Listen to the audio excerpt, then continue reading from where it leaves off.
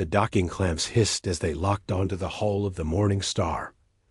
Day Kang powered down the main engines and leaned back in his pilot's seat, rubbing his tired eyes. 3 weeks hauling mining equipment to the outer colonies had left him exhausted. All he wanted was a hot meal, a real bed, and maybe a day without the constant hum of ship engines in his ears. "We're clear for disembarkation," Nari called from the navigator station. She was already shutting down her systems, eager to stretch her legs on solid ground. "Hyen says the port thruster needs maintenance. We'll be here at least 2 days." Day nodded. Kepler 7 wasn't his favorite station, but it was reliable. The massive orbital hub floated above a gas giant, serving as a crossroads for dozens of species traveling through this sector. Humans had only been part of the Galactic Collective for 47 years. Still newcomers in a civilization thousands of years old, he made his way through the station's lower levels, past market stalls selling everything from Thraken spices to Valkyrie data crystals. The air smelled like a mixture of exotic foods and recycled atmosphere. Aliens of every description moved through the crowds, each species keeping mostly to their own kind. That was how the collective worked. Everyone had their place, their zone, their people. That's when he saw her dot at first. They thought it was just a piece of debris wedged behind the waste recycler unit. But then it moved. A small figure, no bigger than a human 6-year-old, pressed against the metal wall like she was trying to disappear into it. Her skin was crystalline, catching the station lights in dull gray patterns. A Vrillith child. Day had seen Vrillith before. They usually shimmered with vibrant colors, proud and elegant. This one looked like all the light had been drained from her. Her large eyes tracked the passing crowds with fear, and she flinched every time someone walked too close. He approached slowly, kneeling down a few meters away. "Hey there," he said softly in collective standard. "Are you lost?" The child's eyes fixed on him, but she didn't speak. Her crystalline skin rippled with darker gray, almost black. A station security officer noticed him and walked over. "Move along, human. Nothing to see here." "This is a child," Day said, standing up. "Why isn't anyone helping her?" The officer, a Valkyrie with sharp features and golden skin, looked down at the Vrillith child with obvious disdain. "That's a Vrillith matter. We've already contacted their homeworld. They'll handle it." "Handle it how?" "She's been here how long?" 2 months, give or take. The officer checked his data pad without interest. Her colony ship hit a meteor field. Total loss. She was in an escape pod that made it here. 2 months? Day felt anger rising in his chest. "And nobody's taken her?" "The Vrillith have strict genetic protocols," the officer explained in a bored tone. "She's from a lower genetic line. Her homeworld declined to retrieve her. So did the 3 other Vrillith colonies we contacted. She has no value to them." Day stared at the officer. "She's a child. She's Vrillith property, technically. When she reaches maturity age, she'll be transferred to a labor facility. Until then, she stays in the lower levels." "Station policy." The officer walked away, already forgetting the conversation. Day looked back at the child. She was still watching him, those large eyes full of something he recognized. Loneliness, the kind that came from knowing nobody wanted you. He spent the next 3 hours learning everything he could. The collective had laws about orphaned aliens, but they all assumed the child's home species would claim them. When an entire species rejected one of their own, the child fell into a legal void. The Vrillith practiced genetic hierarchy, and this child carried markers that made her defective in their eyes. She would never be allowed into Vrillith society. "You can't be serious," Hyen said when Day returned to the ship. The engineer was covered in grease from working on the thruster. "Cross-species adoption? The paperwork alone would take months." "Then I'll spend months," Day replied. Nari looked up from her meal. The collective council will scrutinize everything. Humans are still barely trusted. This could affect all of us. I know. They'll say we're interfering with other species' internal matters. I know that too. Nari studied his face for a long moment, then sighed. You've already decided, haven't you? I can't just leave her there. The next day, Day began the process. He filed forms, spoke with council representatives, and endured hours of questions about his motivations. A Velkari official named Protokis interviewed him personally, their silver eyes cold and analytical. You understand this is unprecedented, Protokis said. Humans raising alien children. It violates numerous cultural boundaries.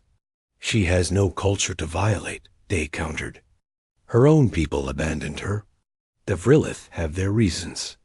Genetic purity is essential to their civilization's stability. She's 6 years old. Protokis studied him like he was a curious specimen. Humans are strange. You've been in the collective less than 5 decades, yet you presume to judge civilizations that have existed for millennia. I'm not judging anyone. I'm just trying to help a child who needs help. And when she becomes difficult? When she doesn't fit into your human world? What then? Day met Protokis's gaze steadily. Then I'll figure it out. That's what parents do. The official made a note on their data pad.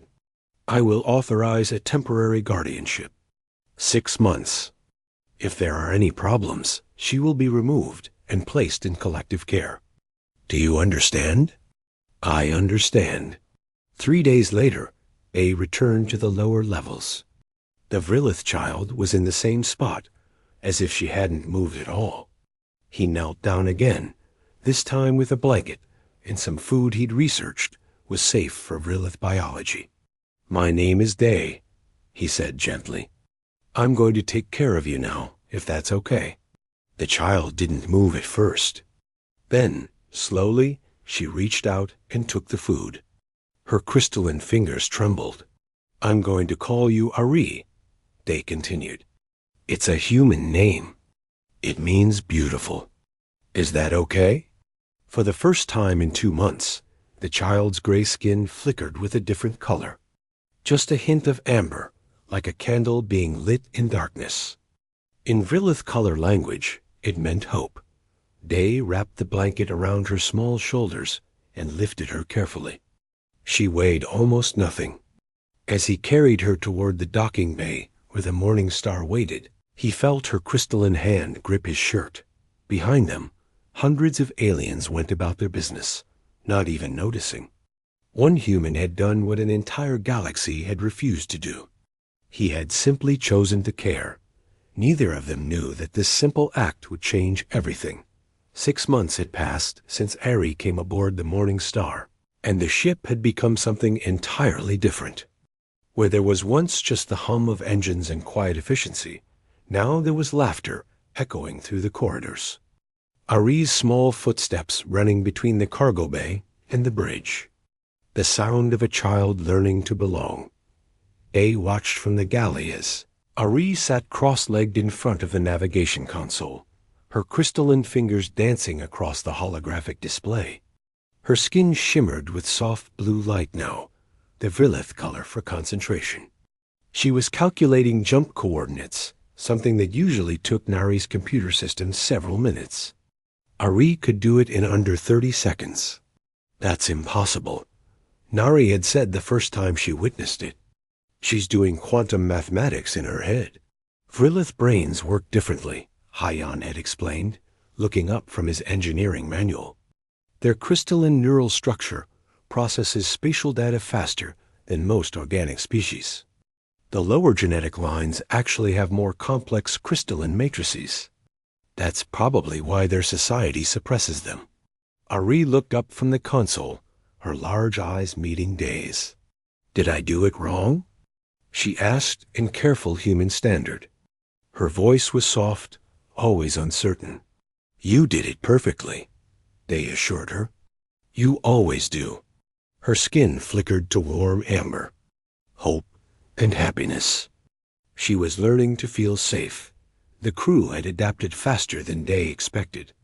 Nari treated Ari like a younger sister, teaching her about navigation and telling her stories about Earth. Hyan had built her a special sleeping chamber that could adjust its light frequencies to match what Vrilith needed for proper rest. They were becoming a family, strange as it was. But the galaxy outside the Morning Star was less accepting. They docked at various stations for cargo and supplies, and each time they felt the stares, heard the whispers. A human raising a Vrilith child was considered bizarre at best, offensive at worst. Some species found it amusing. Others found it disturbing. The Vrilith themselves were openly hostile. "You're contaminating her genetic potential," a Vrilith trader had told Day at a market on Telos 9. "She should be in a proper facility, learning her place." "Her place is with people who care about her," Day had replied evenly. The trader's skin had flushed with angry red. "You humans don't understand our ways. You've been in the collective for barely a generation. You think your primitive emotions make you superior."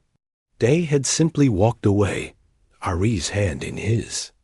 He'd felt her trembling, her skin cycling through nervous grays and blacks. That night, she'd asked him if she was contaminated. "No," he told her firmly. "You're perfect exactly as you are. Don't let anyone tell you different." Now they were approaching the mining colony of Verdun 3 with a shipment of drilling equipment. It should have been a routine delivery. But as they dropped out of hyperspace, the Morning Star's proximity alarms started screaming. "We've got a Vrilith diplomatic vessel on intercept course," Nari called out, her hands flying across the controls. "They're hailing us. It's not friendly." Day felt his stomach drop. He'd known this was coming eventually. The Vrilith government had made several official complaints about him through collective channels, but he'd hoped they would just let it go. Ari was one child from a genetic line they'd already rejected. Why did they care? The view screen crackled to life, showing the bridge of the Vrilith ship. But the figure that appeared wasn't Vrilith. It was Protocus, the Velkari official who'd approved Ari's guardianship 6 months ago. Their silver eyes were as cold as Day remembered. "Captain Kong," Protocus said formally, "I am here on behalf of the Collective Council and the Vrilith Genetic Authority. You are ordered to surrender the Vrilith child designated as genetic line V7349. Her name is Ari," Day said quietly. "The child's designation is irrelevant. The Vrilith government has invoked collective law, Section 47. Subsection 12. Genetic outcasts who have been exposed to foreign cultural influences must be remanded to species-appropriate re-education facilities." "Re-education?" Nari said from her station. "That's a prison for children." Protocus didn't even glance at her. "The child will be transferred immediately. You have 1 hour to prepare her for transport." "No," Day said simply. For the first time, something like surprise crossed Protocus's face. "Captain, this is not a request. This is a legal order from the Collective Council. Refusal will result in—" I said no. Day stood up from his chair. "You gave me guardianship. 6 months to prove I could care for her. I've done that. The Vrilith government has provided new evidence that the child poses a potential threat. Her genetic line has been reclassified. She must be contained." Behind Day, he heard a small gasp. He turned to see Ari standing in the doorway to the bridge, her skin cycling through rapid color changes. Fear, confusion, panic. "Ari, go to your room," Day said gently. "They want to take me away," she whispered. Her voice was trembling. "They want to put me in the bad place. That's not going to happen." "Captain Kong," Protocus's voice was sharp, "you are making this more difficult than necessary. The child belongs in Vrilith custody. This is not your decision to make." Day looked at Ari. She was crying now, crystalline tears sliding down her face. and her skin was pulsing with black terror. Something was building inside her. He could feel it, a pressure in the air, like static before a lightning strike. "Ari," he said carefully, "it's okay. I won't let them take you. I promise." "You can't stop them," Ari said. "I'm defective. I'm wrong. The explosion of energy came without warning. One moment Ari was standing there. The next, a massive electromagnetic pulse erupted from her crystalline body. Every system on the Morning Star went dark. Through the view screen, Day saw the Vrilith diplomatic vessel's lights flicker and die as well dot in the sudden silence. Ari collapsed. Day caught her before she hit the floor, her body limp and her skin completely gray. She was breathing, but barely. "Hyan!" Day shouted into the darkness. "Get emergency power online." "Working on it," came the engineer's voice from somewhere below. The backup systems kicked in 30 seconds later, bathing the bridge in red emergency lighting. Nari was already running diagnostics. "That pulse fried half our systems. It'll take hours to repair. The Vrilith ship is in the same condition." Day looked down at Ari in his arms. She was so small, so fragile. And yet, she'd just released enough energy to disable 2 spacecraft. This was what the Vrilith feared. This was why they wanted to lock her away. "Nari," he said quietly, "plot a course through the Verdun asteroid field." "That's suicide," Nari protested. "The field is impossible to navigate. Ships 3 times our size have been destroyed trying." "Do it anyway." "Hyan, how fast can you get me maneuvering thrusters?" 10 minutes, maybe less. Make it 5. Nari stared at him. "You're really doing this. You're running from the collective council." "I'm protecting my daughter," they said. The word felt right, natural. Now plot that course. As Nari's hands moved across her console, Day carried Ari to her sleeping chamber and laid her gently on the bed. Her eyes fluttered open, unfocused and afraid. "I'm sorry," she whispered. "I didn't mean to. I was scared, and it just happened. I'm sorry. Day soothed, brushing a hand across her crystalline forehead. "You have nothing to apologize for. You're amazing. Do you understand? What you just did was incredible, but I'm defective. No, you're powerful, and that scares them. But it doesn't scare me. Where are we going?" "Away from here. Somewhere safe." "Will they follow us?" They looked into her eyes and made a decision that would change both their lives forever. "Probably. But I don't care. You're my family now, Ari, and I protect my family." Her skin flickered with the faintest hint of amber. The Morning Star's engines roared to life, and they dove into the asteroid field with a Vrilith, child's impossible calculations guiding them through the chaos. The Morning Star couldn't dock at major collective stations anymore.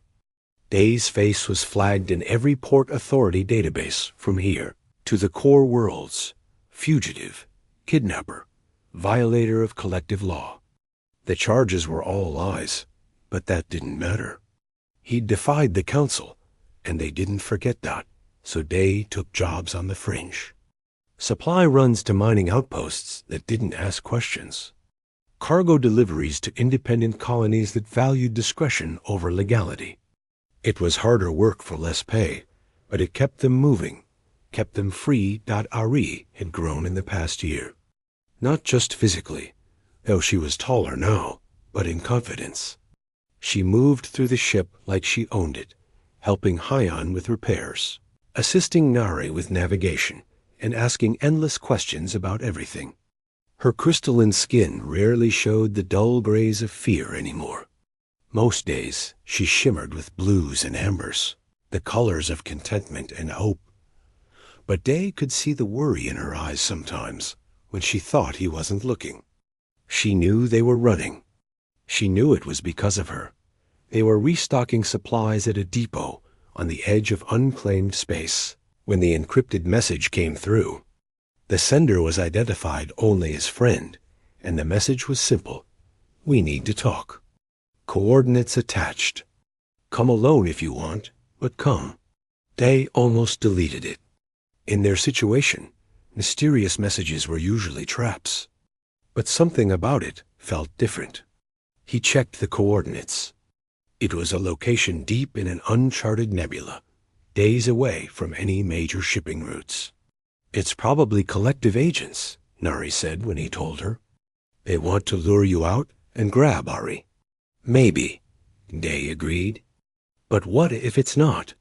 2 days later, the morning star emerged from hyperspace in the heart of the nebula. The coordinates led them to a small freighter, similar in size to their own. The ship's transponder identified it as the Bright Wind, registered to one Captain Minho Park. The man who appeared on the view screen was human, maybe 40 years old, with tired eyes and a warm smile. Captain Kang, he said. Thank you for coming. I know it's a risk. Who are you?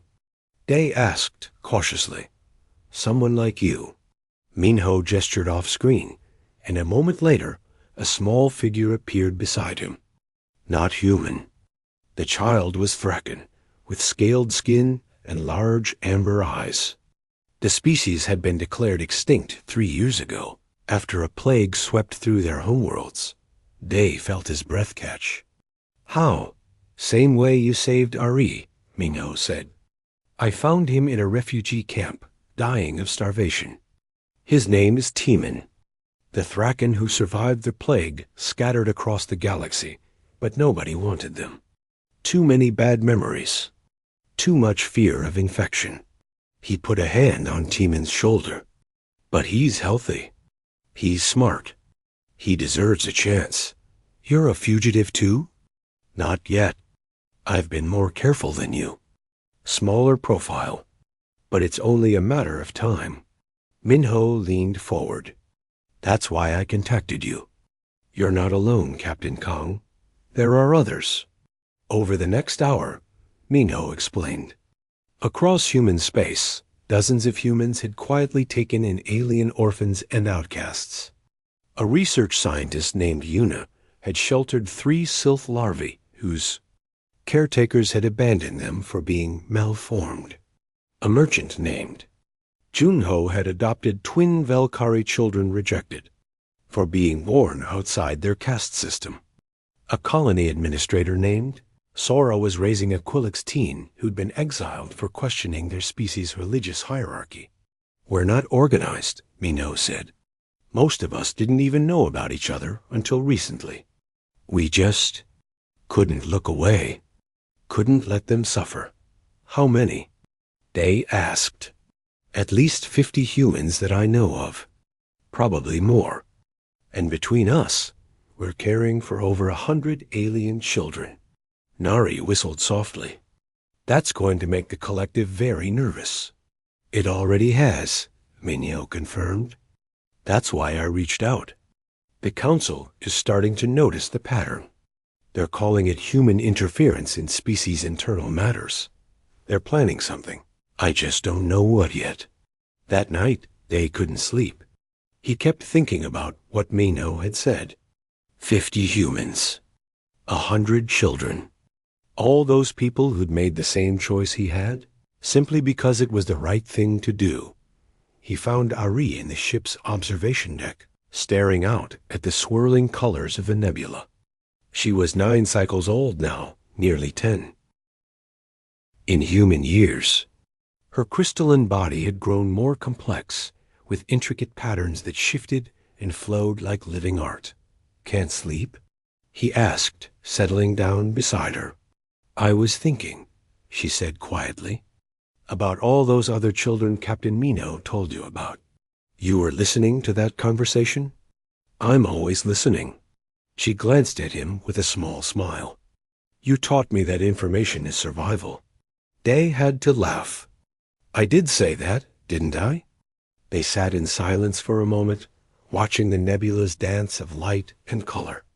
Then Ari spoke again, her voice thoughtful. There are others like me. Not just the children with humans. There are more of us out there, hiding. What do you mean? I can feel them sometimes, when I'm using my abilities. It's like whispers in my mind. Other Villith from the lower genetic lines. We can communicate in ways the higher castes can't. She turned to face him fully. They're scared, Day. They're hiding on ships, in stations, in dark corners of Villith cities. They're terrified of being found. How many? Hundreds. Maybe thousands. And it's not just Villith. The Thraken survivors are in hiding too. So are the Sylph outcasts and the Velkari rebels. Every species has people they've rejected and thrown away. People like me. Day felt something shift in his chest. An idea forming, dangerous and impossible, and absolutely necessary. What if we didn't have to hide anymore? What if there was a place for all of you? Ari's skin flickered with cautious amber. What kind of place? I don't know yet. But Minho is right. We're not alone. And maybe it's time we stopped acting like we are. 3 weeks later, 50 human ships gathered in the unclaimed nebula. It was the most insane thing Day had ever been part of. Cargo haulers, research vessels, personal yachts, and battered freighters, all crewed by humans who'd chosen to care for the unwanted. They met in person on Minho's ship, the largest of the fleet. The cargo bay had been converted into a makeshift conference room. Humans and their adopted children filled the space. Day saw species he'd never encountered before, heard languages he couldn't identify, watched as children who'd been told they were worthless played together like it was the most natural thing in the world. Dr. Yuna. Song spoke first, her voice steady despite the magnitude of what they were discussing. We can't keep running forever. The collective will find us eventually. We need somewhere permanent.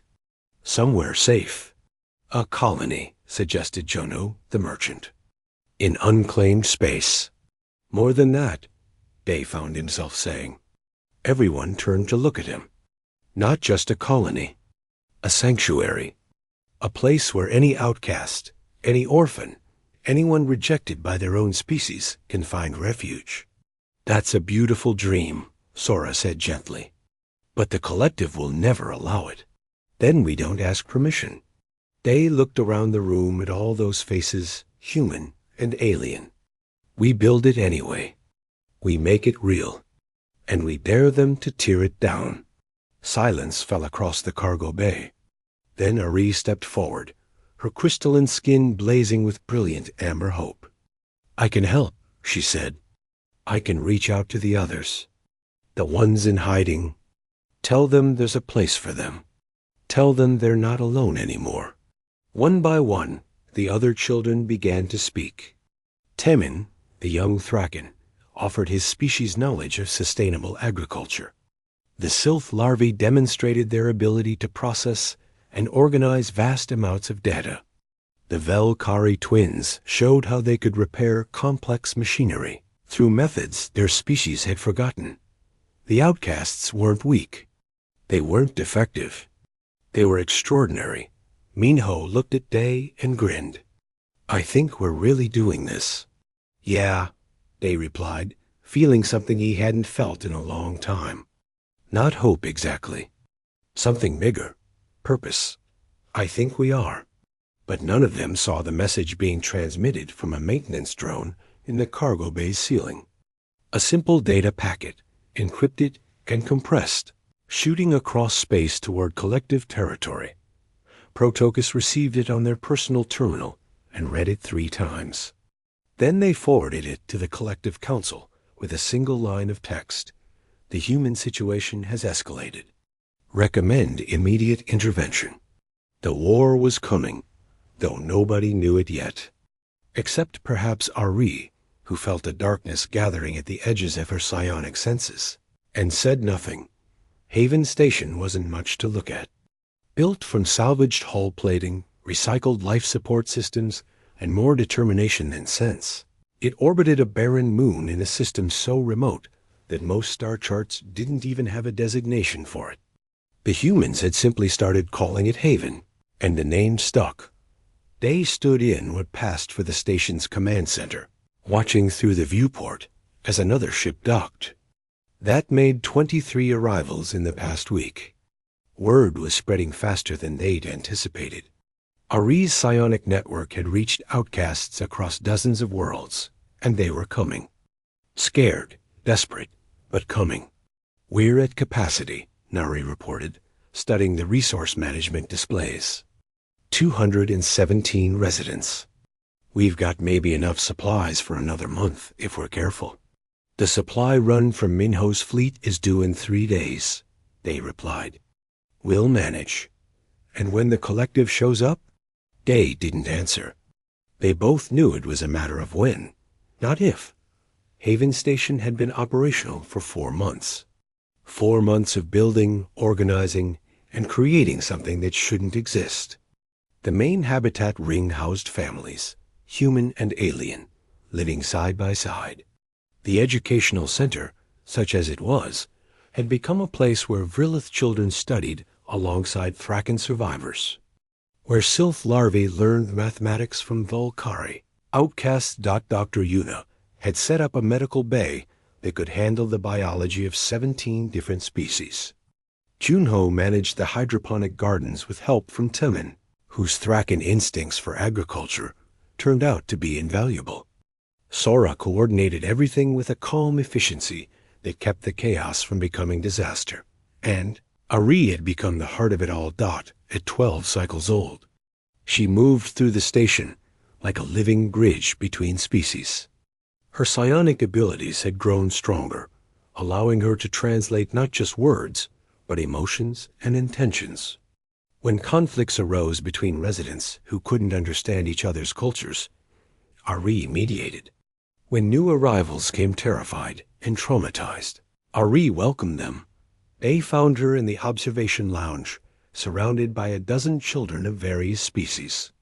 She was teaching them about the stars, pointing out constellations, and explaining the science of stellar formation. Her crystalline skin glowed with soft blue concentration, and the children watched her with rapt attention. "How does a star die?" asked a small Kulix child, its feathered crest raised in curiosity. "It depends on the size," Ari explained. "Small stars fade slowly, over billions of years. But big stars? They explode, supernova. They destroy themselves in the most beautiful way, and from their death, new elements are born. Everything we're made of, every atom in our bodies, came from dying stars." "That's sad," the Kulix child said. "Maybe," Ari replied with a gentle smile. "But it's also hopeful. Even in death, stars create new life. Nothing is ever truly wasted in the universe." They felt a swell of pride. This brilliant, compassionate person had once been a terrified child, hiding behind a waste recycler, convinced she was worthless. Now she was teaching others to see the beauty in transformation. The alarm shattered the peaceful moment. Red lights flooded the corridors as Nari's voice came over the station-wide intercom. "All residents to emergency shelters. This is not a drill. Multiple ships detected on approach vector. Collective authorization codes confirmed." Day ran to the command center. Ari closed behind him. The displays showed what he'd been dreading for months. 15 vessels in formation, led by a massive collective enforcement cruiser. At this distance, they'd arrive in less than 6 hours. "It's Protokus," Nari said, her face pale. "They're commanding the fleet. And they're broadcasting on all channels." She activated the communication system. Protokus's voice filled the command center, cold and formal. "Attention Haven Station. You are in violation of collective law, sections 12, 47, 89, and 134. You have 48 hours to dismantle your facility and surrender all alien residents to their respective species authorities. Failure to comply will result in forced compliance and criminal prosecution of all human personnel." The transmission ended. Silence fell across the command center. 48 hours, Hyon said quietly. He'd come up from engineering, grease-stained and exhausted. That's not enough time to evacuate even half the children. They know that, they replied. They're not offering us a choice. They're delivering an ultimatum. Ari stepped forward, her skin flickering with rapid color changes as emotions warred within her. This is my fault. If I hadn't reached out to the others, if I hadn't, don't. Day's voice was sharp. Don't you dare blame yourself. We made this choice. All of us, together. But what do we do? That was the question. What could they do? Haven Station had no weapons, no shields, no way to defend itself against a collective fleet. They were sitting targets. Minho's voice crackled over the emergency channel. Day, I'm seeing the same thing you are. My ships can be there in 36 hours. Mine too, came Jun-Ho's voice. The research vessel Atlas is inbound, Dr. Yuna added. ETA 40 hours. One by one, human vessels across the sector checked in. Cargo haulers changing course. Personal ships burning hard toward. Haven, even small exploration craft, barely armed, declaring their intention to stand with the station. You can't fight them, Nari protested. It's suicide. That's a collective enforcement fleet. They'll destroy you? Probably, Minho agreed calmly. But we're not leaving those kids to be dragged back to their species' torture chambers. We made a promise. Day looked at the tactical display. 47 human ships were converging on Haven Station. Miners, merchants, scientists, explorers. None of them were warriors. None of them had weapons that could challenge a military fleet. But they were coming anyway. This is insane, he whispered. Yes, Ari said beside him. Her skin had settled into a determined amber, solid and unwavering. But it's also right. The next 2 days were chaos. Children were moved to the most protected areas of the station. Humans worked around the clock to reinforce structural integrity. Dr. Yuna stockpiled medical supplies. Everyone prepared for the worst. Ari spent the time doing something else. She reached out through her psionic network, not just to the children on Haven, but to every outcast she'd ever connected with. Thousands of minds across hundreds of worlds. And she showed them what was happening. She showed them the humans who'd risked everything for alien children. She showed them Haven Station, this impossible dream built from salvage and love. She showed them Day, carrying her away from that waste recycler 3 years ago, choosing her when her own species had abandoned her. And she showed them the fleet coming, to tear it all down. The emotional wave that came back nearly overwhelmed her. Rage, grief, recognition, thousands of outcasts feeling the same thing simultaneously. This could have been their home. This could have been their family. And it was about to be destroyed. When the collective fleet arrived, they found something unexpected. Haven Station wasn't alone. 47 human ships formed a protective ring around the station. Small vessels facing down military might with nothing but stubborn determination. The communication channel opened. Protocus appeared on the view screen, but this time something was different. Their silver eyes weren't cold anymore. They looked ... troubled. Captain Kong, Protocus said slowly, surely you understand this is futile. These ships cannot defend against our firepower. I am authorized to use force if necessary. Then use it, Day replied quietly. But you'll have to go through every one of us. And the whole galaxy will watch you murder humans who are only trying to protect children. Protect? Protocus's voice rose. You're interfering with species sovereignty. You're violating fundamental collective principles. We're giving refuge to the rejected. That's all. You're creating instability. Already there are reports of unrest on a dozen worlds. Outcasts questioning their treatment. Citizens demanding answers. Good, Day said. Maybe they should ask questions? Protocus stared at him through the screen, and for a long moment, neither spoke.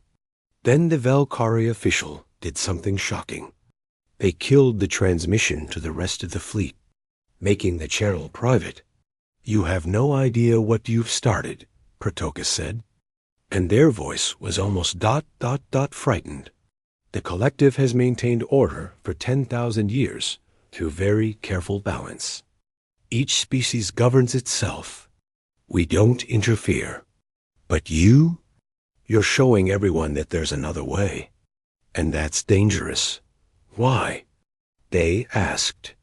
Why is it dangerous to care for the unwanted? Protocus's expression twisted with something like pain. Because I am unwanted, Captain Kong. The admission hung in the air. Day felt his breath catch. I am not pure Valkyrie, Protocus continued quietly. My genetic line is mixed. Valkyrie and Thraken. I have hidden this my entire life. Served the system that would destroy me if they knew the truth. And now you've built a place where someone like me could have simply existed. Do you understand what that means? Before Day could answer, new alarms screamed across Haven Station. But this time, they weren't proximity warnings. They were incoming transmissions. Thousands of them. From outcast groups across the galaxy. All broadcasting the same message. We stand with Haven. The standoff lasted 3 days. The collective fleet maintained position around Haven Station. Weapons powered, but not firing. The human ships held their defensive formation, knowing they were hopelessly outmatched, but refusing to move. And across the galaxy, something unprecedented was happening. On the Vrilith homeworld, thousands of lower genetic line families took to the streets, demanding the return of their children who'd been taken and imprisoned. The Vrilith government had called them defective, disposable.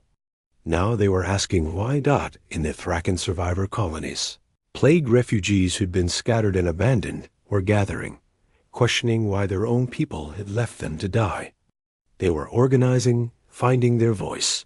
Valkyrie mixed blood children, hidden for generations, were stepping into the light. Sylph outcasts were refusing to hide anymore. Quillix rebels were broadcasting their stories across their networks. And at the center of it all was Ari's psionic message, still rippling outward, carrying this simple truth. You are not worthless. You are not alone. There is a place where you belong. They watched the news feeds in the command center, unable to fully process what was happening. One human ship. One abandoned child. 3 years ago, that's all it had been. Now entire societies were fracturing. The Collective Council is in emergency session, Nari reported, monitoring the official channels. 12 species have recalled their representatives. There's talk of dissolving the council entirely. They're afraid, Hyon said from his engineering station.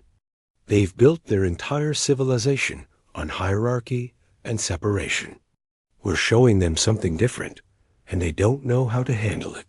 Ambassador Jin Quan's face appeared on a priority channel. The diplomat looked exhausted, but there was fire in his eyes. Captain Kong, on 3 hours out on the Soul's Promise. I've been authorized by Earth's government to offer Haven Station formal protection under human diplomatic immunity.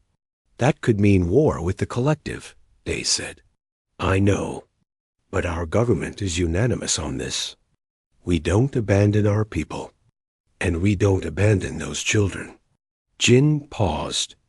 Also, you should know that 23 other species have contacted Earth requesting similar arrangements. They want to create their own sanctuaries. You've started something that can't be stopped now. The communication ended, leaving Day staring at the viewport. Started something.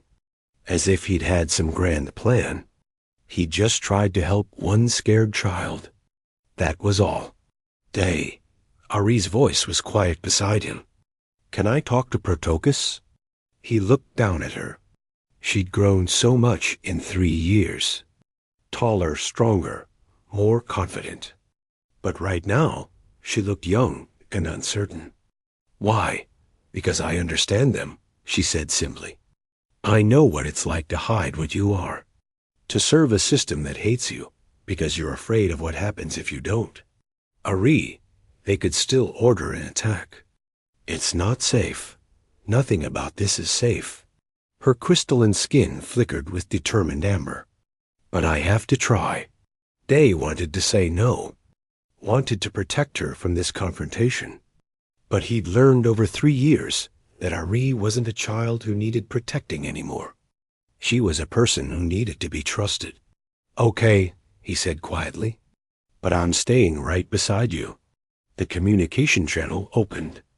Protocus appeared, and Day saw surprise flash across their face when they saw Ari standing at the console. I wanted to talk, Ari said before anyone else could speak. Not as a fugitive to an enforcer, just one hidden person to another. Protocus's silver eyes widened slightly. What do you mean? You said you're Valkyrie and Thraken mixed. That you've hidden it your whole life. I understand that. Ari's voice was gentle, empathetic. I spent cycles believing I was defective, wrong, something to be ashamed of. And then Day chose me, and everything changed. One human's kindness doesn't restructure a civilization, Protocus said, but their voice lacked conviction. No, but it starts questions. It makes people wonder if things could be different. Ari leaned forward. You've served the collective for how long? Centuries, probably. You've enforced laws that would destroy you if anyone knew the truth. Don't you ever get tired of hiding? Silence fell across the channel. Protocus's face showed a storm of emotions. Fear, anger, longing, despair. When they finally spoke, their voice was barely a whisper. Every single day. Then help us, Ari said. Not by betraying the collective. Just by stepping aside. Let Haven exist. Give others what you never had. A choice. You're asking me to defy the council. I'm asking you to choose yourself for once. To choose all of us who've never been chosen. Protocus closed their eyes. For a long moment, they thought they would refuse. Then the Valkyrie official did something shocking. They opened a broadcast to the entire collective fleet. All ships, this is Fleet Commander Protocus. I am hereby resigning my commission with the Collective Enforcement Division. The charges against Haven Station are unjust. These humans have committed no crime except compassion. I will not order an attack on civilians and children. Protocus's voice grew stronger, more certain. Furthermore, I am formally declaring myself as mixed species heritage. I invoke my right to sanctuary under the human protection being offered to Haven Station. Chaos erupted across the communication channels. Ship captains arguing, demanding clarification, some supporting Protocus's decision, others condemning it as treason. Through it all, Protocus remained calm. They looked directly at Ari. Thank you, they said simply, for showing me there was another choice. The collective fleet began to fracture. 3 ships immediately withdrew, their captains refusing to participate in what they now saw as persecution. 4 more declared neutrality. The remaining 8 held position, awaiting orders from the council. Those orders never came. Instead, over the next several hours, announcements began flooding in from across collective space. The Vrilith government had agreed to review its genetic classification system. The Thraken survivors were granted full citizenship rights in the colonies that had rejected them. Valkyrie leadership had opened negotiations with mixed heritage populations. It wasn't a revolution. Not yet. But it was change, real and measurable, spreading like ripples from a stone thrown in still water. 5 years later, Day stood on the observation deck of Haven Station, and barely recognized it. The salvaged structure had been replaced by proper modules, donated by species who'd once condemned its existence. The population had grown to over 3,000 residents representing 47 different species. The station had become famous, a living symbol of what was possible when people chose compassion over convenience. It had inspired the creation of 12 similar sanctuaries across the galaxy. The collective council had restructured, adding new provisions for protecting the rights of outcasts and refugees. It wasn't perfect. Prejudice and hierarchy still existed. Some species still practiced genetic suppression. But now there were alternatives. Now there were questions being asked. Ari walked onto the observation deck, now 17 cycles old and serving as Haven's chief navigator and youth ambassador. Her crystalline skin was brilliant with complex patterns, shimmering with confident blues and warm ambers. She'd become exactly what they had always known she could be: extraordinary. "The Morning Star is ready for departure," she reported. Minho's standing by with the rescue coordinates. Day nodded. Even now, with Haven established and protected, there were still children who needed help. So he still flew rescue missions, still searched for the abandoned and forgotten. Some things never changed. How many this time? He asked. 7. Quillick's siblings whose family was exiled for religious dissent. Ages 4 through 12. Ari's expression softened. They're scared. They've been hiding in a cargo bay for 3 weeks. Then we'll bring them home. As they walked toward the docking bay, they passed the station's memorial wall. Hundreds of names were etched into the metal, every child who'd found refuge at Haven, along with the human who'd chosen them first. At the top of the wall, before all the others, were 2 names, Day, Kong, and Ari, the human who couldn't look away, the child who learned she was never worthless. "Do you ever regret it?" Ari asked quietly. "Everything you gave up for me? Your simple life, your safety, your—" "Never," they interrupted firmly. "Not once. Not ever." She smiled, that brilliant amber hope flooding her skin. "Good, because I have about 47 species who want you to speak at next month's Collective Unity Conference. Apparently, you're inspirational." Day groaned.